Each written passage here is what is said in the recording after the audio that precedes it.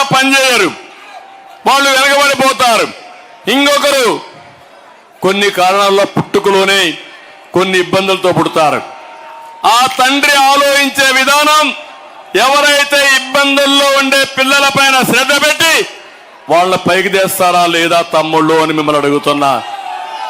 నేను అదే చేశాను. రాష్ట్రంలో చూశాను, పేదవాళ్ళు ఉన్నారు, రాయలసీమలో కరువు ఉంది, ప్రత్యేక శ్రద్ధ పెట్టాను.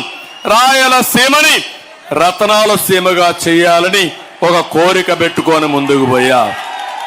అందరినీ పూర్తి చేశాను. నీళ్లు వచ్చాయి, వీకోటకు వచ్చాయి.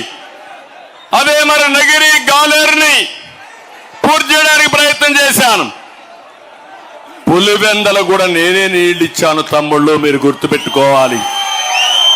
గండికోట ప్రాజెక్టు పూర్తి చేసి పులివెందలకు